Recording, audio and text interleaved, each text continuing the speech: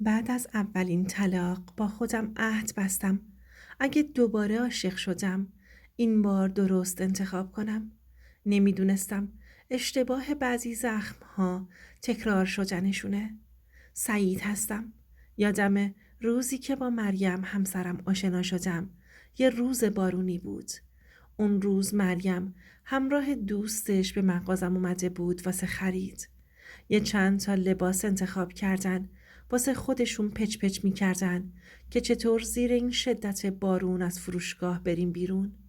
منم که ناخواسته صحبت‌هاشون رو شنیده بودم ازشون خواستم تا وقتی که بارون یه مقدار شدتش کم میشه داخل فروشگاه بمونن. به فروشنده گفتم بهشون صندلی بده تا بتونن بشینن. مریم همش با موهاش ور میرفت.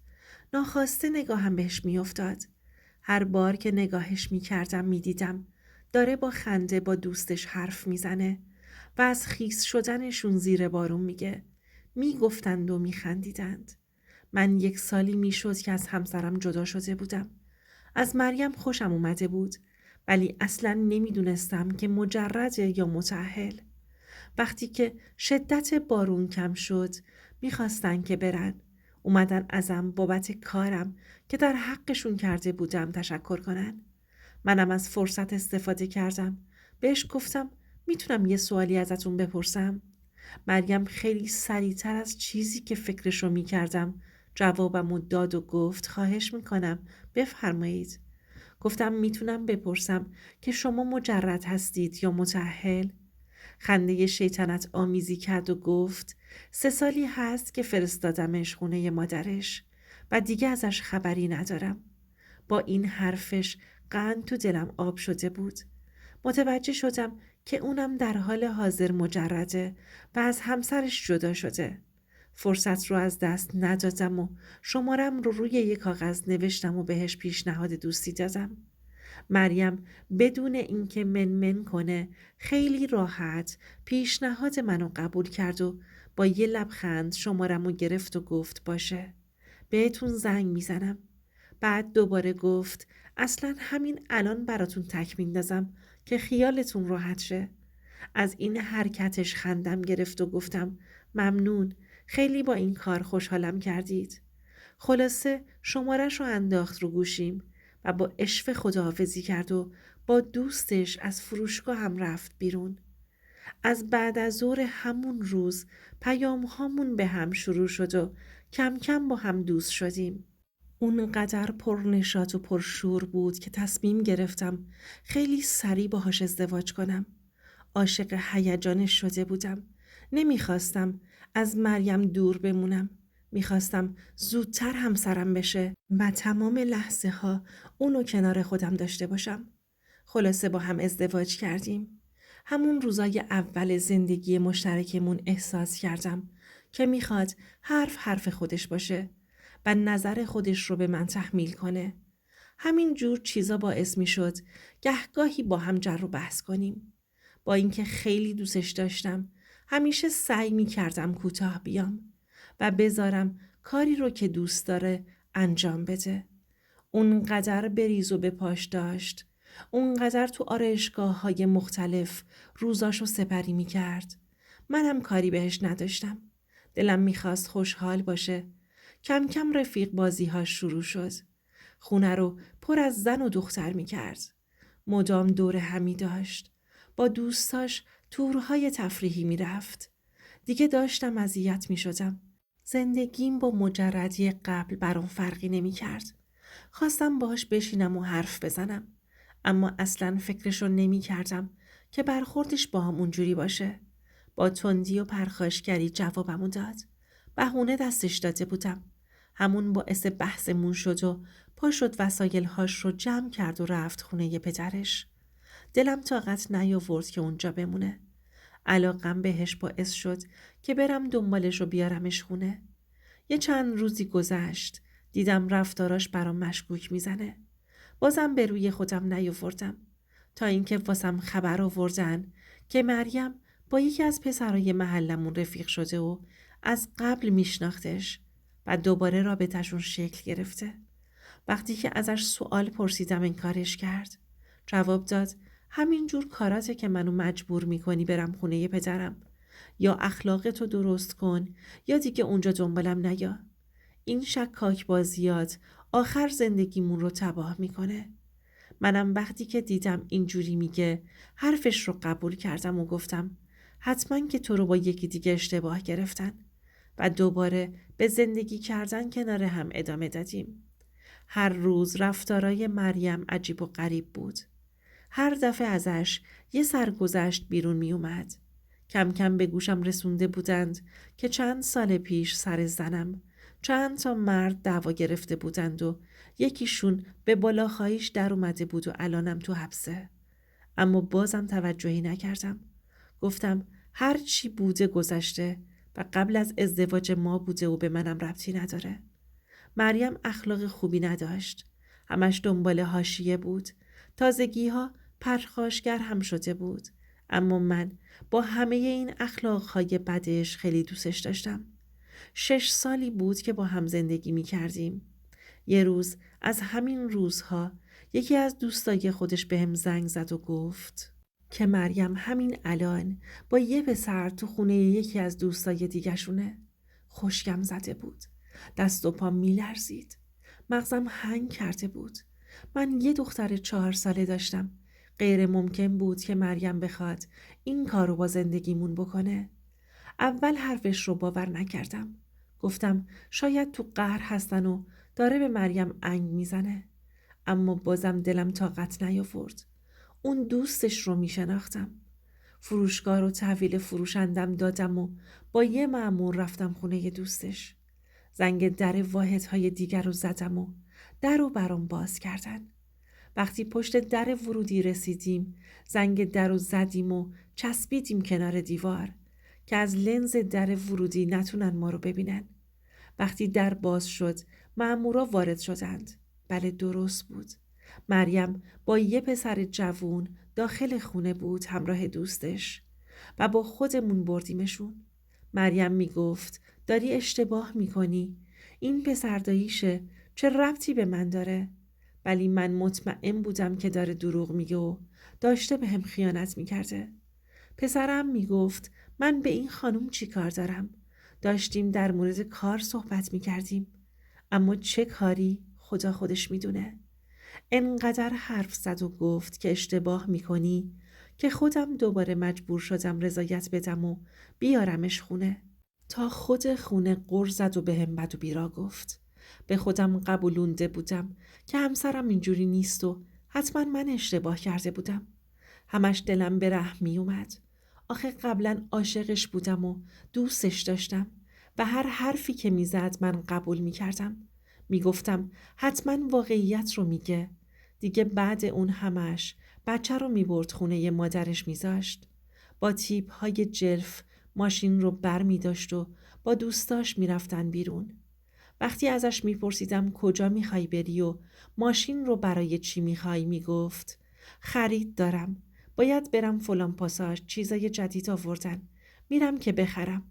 منم باور میکردم. میگفتم بذار تو خرید لباس سرگرم باشه. ولی همیشه سر پوششش و تیپ ناجوری که میزد بهش تذکر میدادم و اونم اصلاً براش حرف هم مهم نبود. یعنی اصلاً انگار حرف هم رو نمیشنید. چه برسه بخواد که گوش کنه. یه شب که از سر کار برگشتم خونه و لباسم رو عوض کردم دخترم گفت بابا یکم با هم بازی میکنی؟ یه خورده که باهاش بازی کردم دخترم حرفی بهم زد که قلبم از حرکت داشت وای میستاد. بهم گفت که امروز اون آقاه تو ماشین مامان رو بغل کرد. از سر جام بلند شدم و یک راست رفتم سمت مریم. گفتم تو امروز چی کار کردی که این بچه داره بهم میگه؟ چه غلطی جلوی بچه کردی؟ کی بود که سوار ماشینم کردی؟ خیلی با آرامش جواب داد تو حرف این بچه رو باور میکنی؟ عموم بود. تو خیابون دیدمش و سوارش کردم. اول بپرس بعد بیا غیرت بازی در بیار. مجبور بودم که حرفشو باور کنم. انقدر قشنگ قانعم کرد که عصبانیتم فروکش کرد. ولی همش تو فکر بودم. نکنه بچه راست گفته و اون مرد عموش نبوده و یه آدم غریبه بوده. تا صبح نخوابیدم. فکر و خیال اذیتم میکرد. صبح زود رفتم محل کار عموش.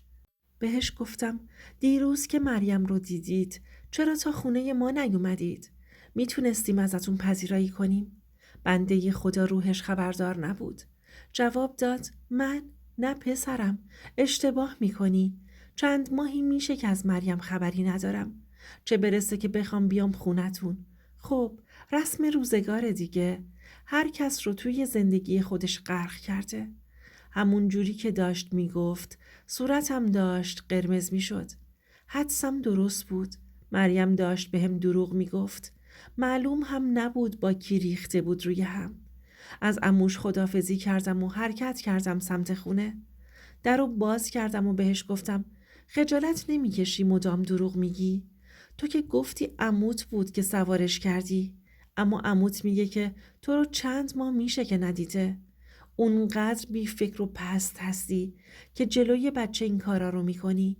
گفت بابا بچه است. تو چرا باور میکنی؟ چرا همش داری زندگی رو تشنج میکنی؟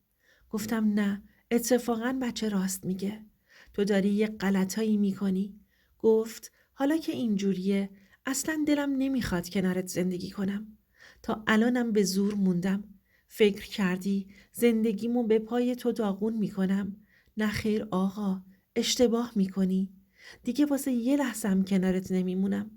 اینو گفت و وسایلهاش رو جمع کرد و با بچه رفت خونه پدرش. اونجا دیگه راحت بود. با داشتن پدر و مادر پیرش هر شب میتونست بره بیرون و تا دیر وقت با دوستاش خوش بگذرونه. طرز لباس پوشیدنش هم که شخصیتش رو فریاد میزد. با آرایش های ناجور هر شب بیرون بودن. من از دوستام و آشناهام متوجه می شدم که زنم الان کجاست و چی کار میکنه.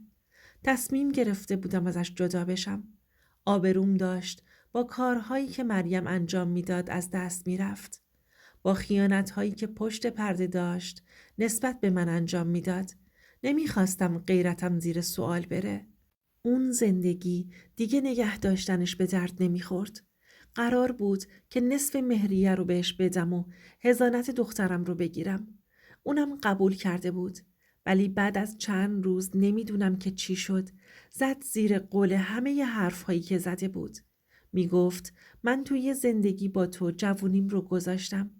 مهرم رو تمام و کمال میخوام و بچم رو هم بهت نمیدم. دیگه دیوونه شده بودم. نمیخواستم دخترم تو خانواده اونا بزرگ بشه. همه سعی خودم رو کردم که حضانت دخترم رو بگیرم. به هر کسی که میشناختم سپردم که با هر مردی دیدینش ازش عکس بگیرید و برام بفرستید. هر کسی برام خبری می آورد که هر دفعه با یکی می دیدنش. اصلا به این فکر نمی کرد که مادری یه بچه است و این کارا براش مناسب نیست. خودشو زده بود بر طبل بیاری.